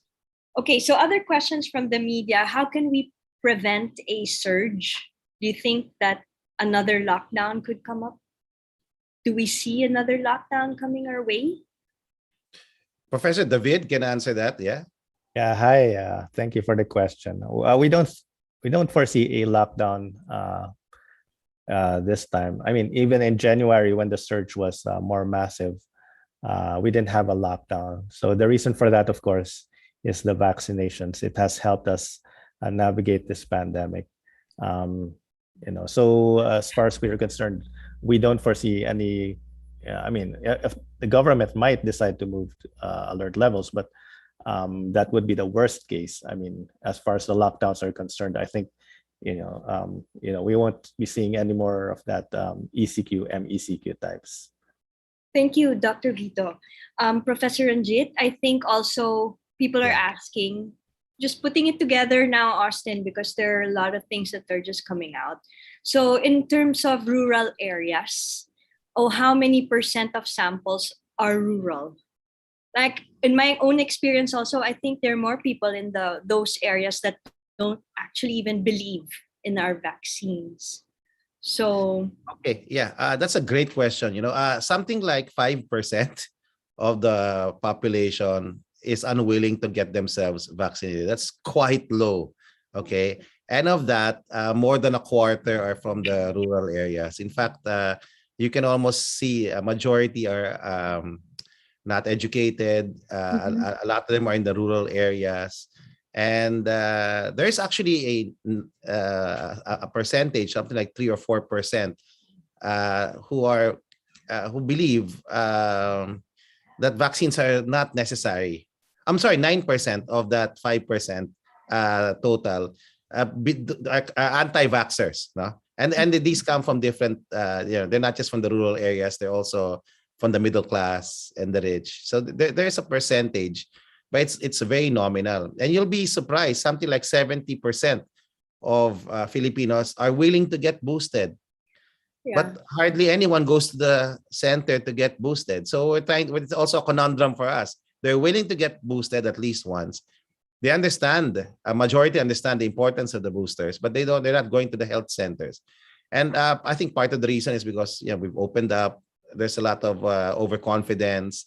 There's a lack of vigilance now. And even while we are in the midst of this pandemic, we believe that, from Octa's point of view, we just want to provide the data analytics, the state of COVID in the country. Where we have seen that this variant, if it's going to be dominant, will provide us much more leeway to make decisions, veering away from lockdowns. I don't think we'll be having the kinds of lockdowns, let's reiterate that we had last year. That's good because it's a manageable variant. And Professor David will also say, I don't know what's the threshold now. It used to be for Octa around 2,500 cases. We locked down because we know it's going to fill up the hospitals. But even with that number, with this new variant, Pia, we're not going to lock down. Yeah. So I don't think we will lock down anymore. Okay, we might go up to an alert level, but that's the decision of government. Right. And there are economic consequences. There's scientific data and economic consequences to certain decisions, and the government will make that decision. We were some of the initial drivers for alert levels. We followed the UK model in our own proposals, but we have a different alert level system, and that alert level system has to also be revamped, no, given the new situation that we're in now. So that's my position on the issue. Yeah. Well, what do you think are we doing right? So I can brag in the other side of the the globe. For the interest of time, that will be what do you look forward to, as well as maybe closing remarks on suggestions or recommendations on the way forward, maybe 2 minutes each. And then for the media, please, I sent our email on the chat box, and please text us your information and email for the media kit. For those who want to stay afterwards, we have what we call a Chica moment. You can ask personal questions. I think if Mr. George is happy before lunch, he might give us some investment tips on where we should put our money, especially for personal interest, where we should put our money, especially in today's time. Professors, we also have other educators here in the room from UP, La Salle, Ateneo, and other universities across the country. So I think they might have some questions for you as well. So stay tuned for that if you're free. We normally have a physical forum where we will have a little bit of sharing a meal. So hopefully we can have that soon and meet each other again. Without further ado, short closing remarks from Professor David, Professor Ranjit, and Mr. George. Okay, well, I'll start with, and thank you again for the invitation, and everyone. So, yeah, it's been 2 years since the start of the pandemic. And, during that time, yeah, we had some struggles early on. At some point we were having lockdowns, every few months. And the reason we supported the lockdowns then was that the hospital system was struggling, and that was a reality. It was only necessary to really save the hospitals during that time and to save lives. At this time, I think after 2 years of the pandemic, aside from having vaccinated a significant percentage of the population, which helps build our wall of immunity, I think most Filipinos have also learned to live with the pandemic, and I think this is also critical at this time. People know if they are vulnerable, or if they have people who are vulnerable, we know how to in effect protect them, and those the rest of the population who feel that they can take care of themselves, so it's more of a personal responsibility. That being said, of course, cases are rising. It won't be as bad as what we saw in January. So lacking any government intervention, we have to follow minimum public health standards. That's really our safest bet. Get ourselves vaccinated, get ourselves boosted. I agree with the points Professor Ranjit mentioned early on about strengthening institutions. I think these are key for the next administration. Strengthening institutions and the infrastructure, the public health system. The pandemic exposed some of the things that we needed to improve, such as biosurveillance, genome sequencing, testing. We have come a long way. Things are going right now. We're able to manage the pandemic better than many other countries. I think that's in part due to the vaccination program, to our wall of immunity. But yeah, it's we hope that the pandemic will go away soon. So time will tell. Even the state of emergency, it might be. That will be.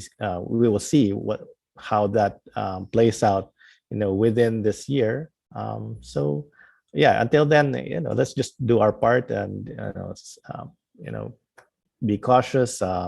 Stay safe, and hope that this surge will just pass as quickly, just like what we saw in other countries. Thank you. Thank you, Dr. Guido. Thank you for that. Prof. Ranjit? Yeah, thank you for inviting us. I'd like to end on a couple of points. One is that the Octa research is here to stay. Professor David and I were only doing this as a research project in March of 2020. We thought it would last for 2 months. Then we go back to watching K-drama and living our lives the way we normally do, no? But it's become an advocacy for us, and Octa research is here to provide up-to-date data, no, on the state of COVID-19 and the pulse of the nation. No? We believe that it's important for the country to be informed. It's important for not just for everyday decision making, but also for the fact that, as we move forward, as Sir George was trying to say, we cannot move forward if we do not know who we are and what we want. No, and surveys are a tool to provide us knowledge about who we are, so we can reflect on us and properly define where we want to go, no, as a country. So we believe in surveys, we believe in data analytics, we believe that they should be provided not just to top government officials or to rich corporations, no, but to everyday Filipinos, because we believe that Filipinos better informed make better decisions about themselves. Ultimately, and I guess this is probably one factor I'd like to emphasize why we are successful, not successful, but where we're thriving at the moment, not yet successful, no, but thriving at the moment, is because in the end, people make government work. We have to give it to the Filipino people. They won this. They're winning this pandemic. No, it's not government. No, in the end, what people do is far more important than anything government does, whether it's in the issue of pandemic or restoring this economy. And the more we strengthen people, no, through social development programs, retraining them, providing them subsidy, no, because in this time of dearth and uncertainty, government has to come in and help people. We're going to be good, because in a democracy like ours, a developing democracy like ours, you strengthen people, you strengthen democracy, you create a pathway, a condition for sustainable and equitable development. And I hope this government will focus on that. We'll never lose sight of the fact that it's people that make government work. It's people that will make this democracy thrive.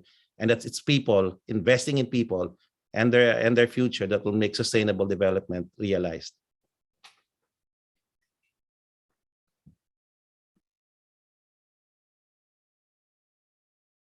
Yes. Sir George. Okay. Yes. Thank you, thank Prof. you. I think I was unmuted. I was muted. So thank you again, Prof. Thank you, Prof. Thank you. Well, we want to thank our media friends here. You have a very important role in not only giving facts and news, but also giving perspectives that will allow people to make better decisions, both individually and also as organizations and institutions. No? And of course, very much to Professors Ranjit and Guido here, helping us together with IDSI. One thing we want to create a more objective-based, data-based decision framework, decision analysis system for government and individuals to put some science into the art of decision making, as well as execution here, which the government has. I think everyone has seen that this government, despite the very, very polarized state prior to elections, after elections, somehow it has calmed down, and people are willing to see what this government is able to do. And let's work together to move it towards a more scientific basis and a faster execution basis. And if there are things we don't agree with, we have to remember nothing is perfect. So we just have to maybe take that view that our neighboring countries have done. There might be issues that come up, but what we have to see is the overall net and just keep moving forward. And so the IDSI is trying to help disseminate these informations and have people have access to the experts at the latest times. And what I can say is, let's all not wait for government. Let's help government, help each other, but let's not wait for government, because we, in this digital age, we all have access to so much information and so much enablers that we can just keep learning and keep executing in our own. And that's how we'll all move forward. As we have seen many of our ASEAN neighbors, despite whatever upheavals they might have, despite whatever forms of government may take or what administrations take over, if you keep working, you will keep moving towards the direction we want to go towards. And thank you, everybody, for taking time out this today. Thank you so much, Sir George. Austin? Thank you very much. And of course, thank you to my beautiful, charming, and very intelligent and globally connected Miss Pia Morato for joining us today, all the way from Barcelona, who I'm has gonna brag. she had a few red wines before. Yeah. I I'm think we gonna should have brag because one, Dr. Guido said that we're not locking down, and also Prof. Ranjit. So I'm gonna say, come to the Philippines, right? Yeah, come to the Philippines. Thank you, Pia. Thank you. Let's go. Let's all go to the Philippines. Yeah. Yes. Thank you so much. Thank you so much. George, you're on mute. Yeah, that's this view from Dr. Guido and Ranjit is a big thing to just know that we're not going to lock down will make people not hesitate and move forward. Right. Yes. Okta has become trendsetters. Most importantly, I think policies now are more grounded because they are based on scientific research. And of course, Professor Randy, Professor Guido David, and Professor Ranjit Rai are experts not only on statistics. Maybe Austin, something you asked that maybe I'll drop in with the people. If in the investment field, you have any savings and you're keeping them in the bank and you're earning less than 1%, almost anything you do will outperform that. So look for any kind of investments. Actually, there will be REITs or other corporate bonds from major corporations or even corporate stocks that are yielding dividends that yearly that are higher than that. So it's easy to outperform what you're doing if you're just depositing in the bank. And for anybody who has not yet purchased property or doesn't have a residence, even if you don't live in it, if you buy even if it's a starter home, a low cost, affordable home, you can use your Pag-ibig because the Pag-ibig is is lending at only 3.5% versus the bank's lending at 6 to 7%. So make use of that since you're paying for that.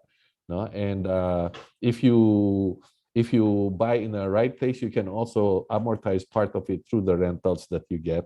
And so these are some basic things because whatever you do, if you have certain cash flow, I would say you buy, because entering business at this stage is rather risky. So don't try to think that you're gonna unless it's a trading business, you build something and sell it. If you are able to buy something, the inflation rate is much higher already now than, let's say, 3.5%, right? So you can be certain that you're going to outperform that over time. And then if you have other sources of income, maybe something bigger than that. So that's a few tips to get into. Almost anything will do better as long as don't get into risky things. Forget the NFTs, cryptos, and things like that. Sir, if I may we ask, as we mentioned earlier, US, UK 9% inflation. Do you see the Philippines inflation increasing?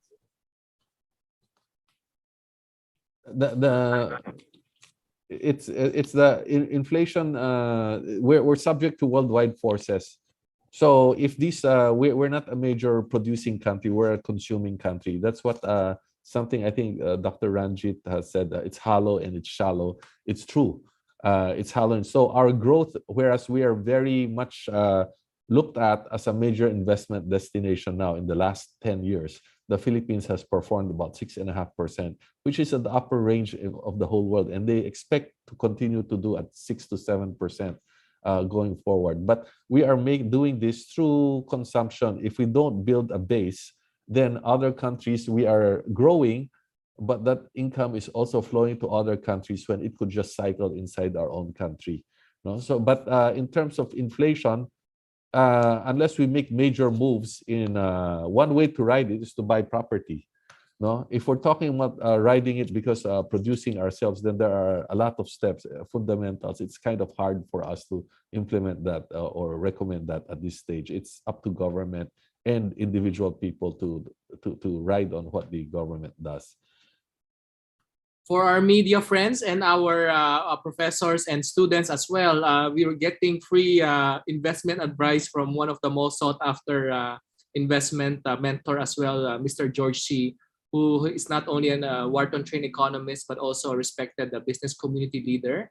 also an officer in the Federation of Filipino-Chinese Chambers of Commerce and the Dynamic Anvil Business Club. So you can also chime in anytime. Another question, going back to the economic situation globally, can you comment on the debt trap, the Sri Lanka situation? Is the Philippines in danger of that?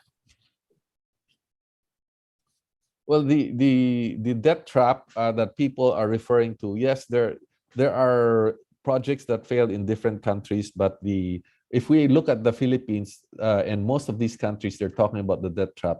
80 to 90% of the loans are by multilateral institutions and not by China.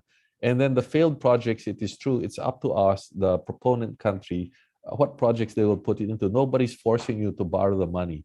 What we have seen is that in the past, even in the Philippines, the major industrial projects and all the failed industrial projects were funded by the IMF and the World Bank. And in fact, the IMF and World Bank instituted on us during the time of Jobo Fernandez, 45% interest rates, and then again during the Asian crisis. So not only did they do that, they forced the Philippine companies to go bankrupt, declare bankruptcy, foreclose on the assets, bought the assets at 10 cents to the dollar, and then sold them at 30 to 40 cents to the dollar, immediately tripling or quadrupling their income. So when we're talking about debt traps, it's for people of weak analytical ability, but we have people like Guido and Mark Hoven here. And so if we analyze and propose our own projects, then we have to be responsible for it like any borrower.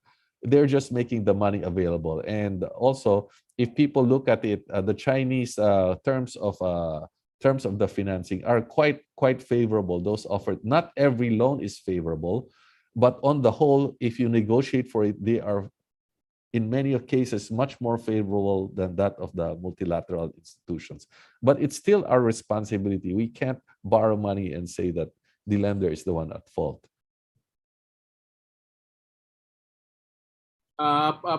Maybe some personal questions for some of our students here. Professor Guido David, you are a mathematician and you worked in the States for several years. What was the inspiration for you to come back?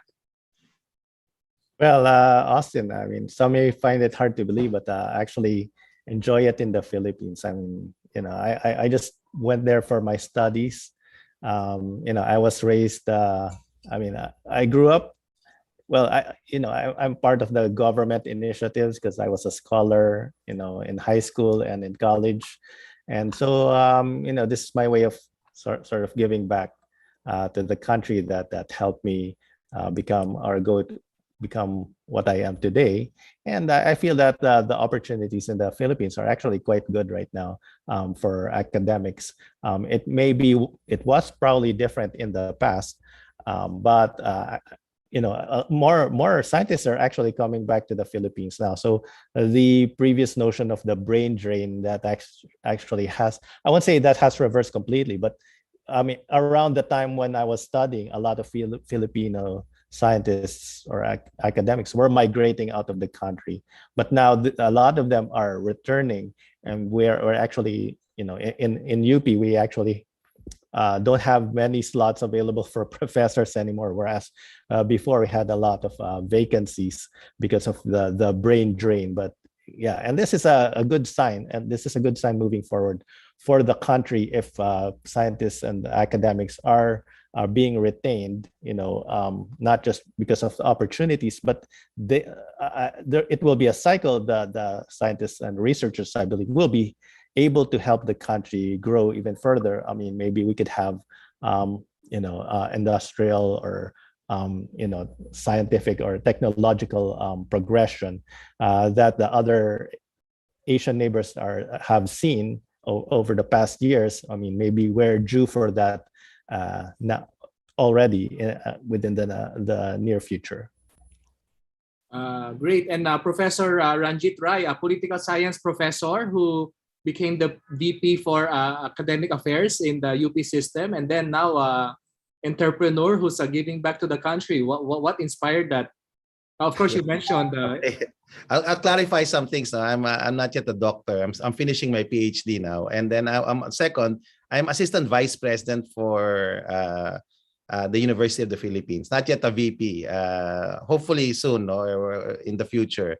But I mean, Guido and I were born on the same neighborhood. We're second generation faculty members. So our parents were also public school teachers. So you know, you tend to follow in the footsteps of your parents. Third thing I want to clarify is, you know, that's what I hope and dream to be, no, an entrepreneur, just like George C. So Guido and I are completely not entrepreneurs. We're learning to be. See, Okta is a non-stock, non-profit organization, so it's not, we organize it not really for profit, but really as public service. No, why we're doing it? Because, you know, why not? Diba? You only have one country, and you know, you have to love this one country that you have. And as academics, during the time of pandemic, we didn't know how to you know, deal with the trauma and the reality of living in a world in a pandemic, no, in the midst of a pandemic. And this is our way of trying to deal with it, trying to understand it, and sharing our understanding with people around us so that they become less anxious, they're able to make good decisions, and that we're able to move together as a community and as a nation. I guess, and it's a whole of nation approach for every, and you know, dealing with COVID is a collective effort, so everybody has to help. In the end, what we do as individuals, what we do as citizens, no, is far more important than anything government does. So, you know, that's what we think in Okta. That's how we conceptualize Okta. And it's a free organization. People who are volunteer scientists can join. And we have people who are not from UP in Okta. So we have two of our best fellows, Father Nicanor Austriaco, and who I hope will be the next DOST secretary, no, or Dr. Benjamin Ko, one of the best doctors, infectious disease doctors in the country, are from UST, University of Santo Tomas. And quite a number of faculty from Ateneo also have also indicated that they want to volunteer. So this is a non-profit organization. It's not entrepreneurial. Although we have a survey company that we have to sustain, and we're hoping that we generate profits so we can provide more free surveys for the public. Great. We have another surprise bonus. We have Filipino friends in Moscow University. Moscow. I found out there are 5,000 Filipinos there. Juan Paulo Prado, are you there? You have to unmute. I think he's going to his class. Yeah, you're yes. on, Right now. Yes, right now I am here in Moscow. I'm both working as a academic consultant for Synergy University, as well as I'm also taking up my master's. Synergy University, it's based in Moscow. It's also known as Moscow Finance University for Industry. how's our situation there? How many Filipinos in Moscow? There are around 5,000 to 6,000 Filipinos here in Moscow right now. So I guess there's not a lot of Filipinos here compared to the probably maybe like US or Canada or Australia or New Zealand. What are most of our Yes. Filipino kababayans doing there? Most of the Filipinos here are working. Very little Filipinos here are actually studying, but not to the knowledge of everyone, Russia provides a good education. So I chose one of the leading in the top business and top business university here in Russia for my master's degree. So I'm also a graduate of De La Salle University, and not a lot of Filipinos here in Moscow, Russia. So it's very rare to see Filipinos actually really staying here and living here in Russia. Were you there during the pandemic? Yes, I was here during the pandemic. I was here also during the military operations that was done in Ukraine, and I have experienced a lot of things that happened here in Moscow. How many years have you been there? I've been here for almost a year now. Okay. I've started my education last year around this time. I started with the Russian language, and then after that I started my my master's degree in Moscow. Thank you for sharing. We will have a longer Yes. feature of the personal stories of Okta and our Filipino students. And for investment tips, Mr. George Shi looks happy today. So if you email me your investment questions, I'm sure he'll give you very good tips. So it's all over lunchtime now. So we would like to invite everybody again to stay in touch. And hopefully we'll have a nice lunch together soon. And mabuhay kayo Yes, sir. Moscow din. Ingat kayo. Have a good Thank lunch. you, sir. Everyone's time. Have a good day. Thank you, Thank Pia. you. Thank you so much. Thank you, everyone. Good Thank luck you, in everyone. Moscow. Wishing you the Thank you, best. sir. August. Thank you, Miss Pia. Yes. Thank you. Thank Thank you, everyone. Thank you. Thank you. Thank you, everyone. Thank you, Sir George. Thank you, Thank Prof. Thank you. Thank you, Austin. Doc. Thank you, and Pia. Sir Thank you, Everyone. Austin. Thank you, Sir Thank you, George. Austin. Sir Bye. George. Thank you. Thank you. Bye-bye. Bye. Bye.